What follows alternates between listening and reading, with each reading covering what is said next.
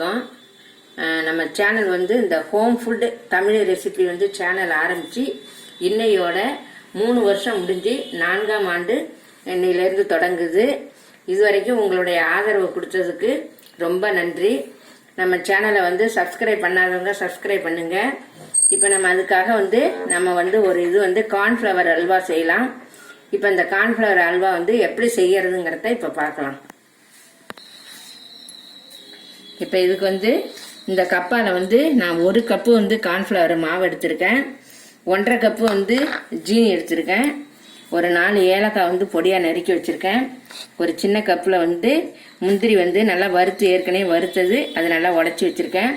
இதில் வந்து ஒரு 1/4 பாகத்துக்கு மேலே வந்து நெய் இருக்குது. இப்போ நம்ம இது தேவையான நெய் ஊற்றிக்கலாம். இப்போ இந்த 1 கப்பு மாவுக்கு வந்து இதால் 2 கப்பு தண்ணி விட்டு இந்த மாவை வந்து நல்லா கட்டி இல்லாமல் இப்போ வந்து கரைச்சிக்கலாம்.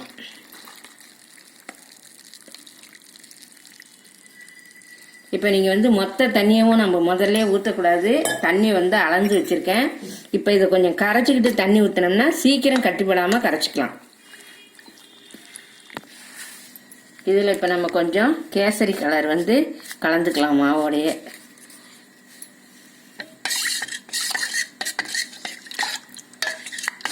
நல்லா இது மாதிரி கட்டி இல்லாமல் கரைச்சிக்கணும். இப்போ இது மாதிரி ஒரு அகலமாக ஒரு அடிகனமான வானிலை அடுப்பில் வச்சுக்குவோம். இப்போ இந்த சர்க்கரையை கொட்டி இது நல்லா முழுகிற அளவுக்கு தண்ணி விட்டு நல்லா கரைச்சிக்கணும்.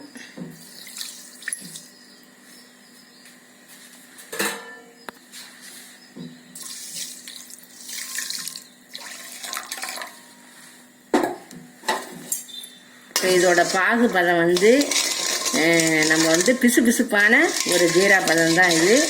இப்போ அது எப்படிங்கிறத நல்லா அப்புறம் காட்டுறேன்.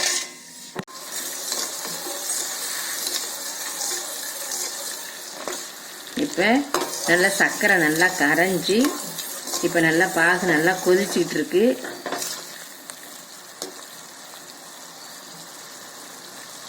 அவருங்க இது மாதிரி பிசு பிசுப்பு பதம் கம்பி பதம்லாம் வச்சதுல நல்லா பிசு பிசுன்னு வந்துருச்சு. இப்போ அடுப்பை வந்து சிம்மில் வச்சுக்கிட்டு நம்ம இந்த கரைச்சி வச்சிருக்கிற கார்ன்ஃப்ளவர் மாவை இதில் ஊற்றிக்கலாம். இப்போ ஏற்கனவே நம்ம கரைச்சி வச்சது அடியில் கொஞ்சம் தங்கியிருக்கும். அதை திரும்பவும் நல்லா கரண்டியை கொடுத்து நல்லா இது மாதிரி கலந்துட்டுக்கிட்டு அப்புறம் எடுத்து நம்ம அந்த பாகில் ஊற்றணும்.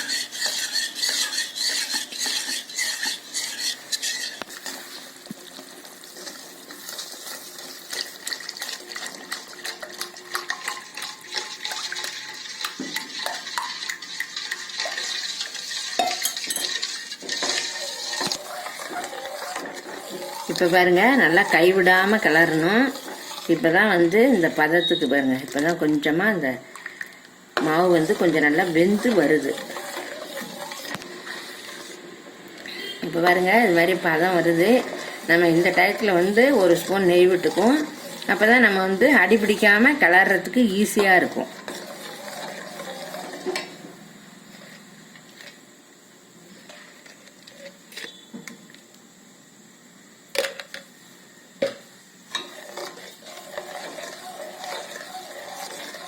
முதல்ல இருந்ததுக்கு இப்போ நல்லா கெட்டியாக பாருங்க பதம் வருது.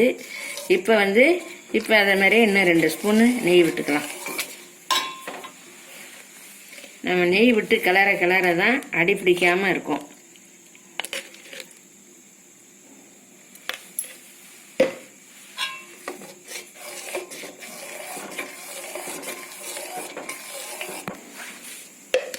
இப்போ 1 ஸ்பூன் நெய் விட்டுக்கலாம். பதத்துக்கு வந்து இப்போ 3/4 அளவு வந்துருச்சு. நம்ம இன்னும் கொஞ்சம் நேரம் கிளறினோம்னாவே நல்ல பதத்துக்கு வந்துடும். இப்போ இன்னும் 1 ஸ்பூன் நெய் விட்டுக்கலாம்.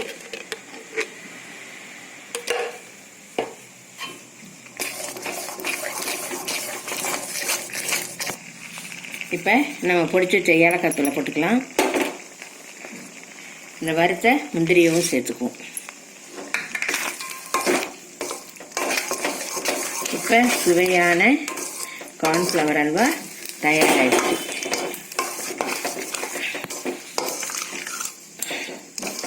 இப்போ பாருங்கள், நம்ம விட்ட நெய்யெல்லாம் வெளியில் வர ஆரம்பிக்குது. நல்லா மாவும் நல்லா வெந்து கரெக்டான பதத்துக்கு வந்துருச்சு. இப்போ இதை வந்து நம்ம ஒரு நெய் தடவி இருக்கோம், ஒரு தட்டு, அதில் மாற்றிக்கலாம்.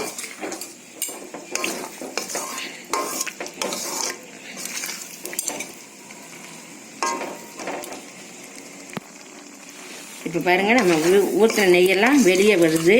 இப்போ நம்ம இந்த பதத்துக்கு நம்ம எடுத்துடலாம்.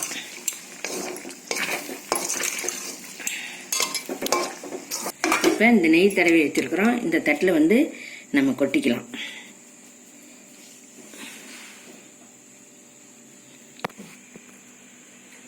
இப்போ நம்ம வந்து இதை ஒரு கொஞ்ச நேரம் நல்லா சூடு ஆறுனதுக்கு அப்புறம் இதை வில்லையாக போட்டுக்கலாம்.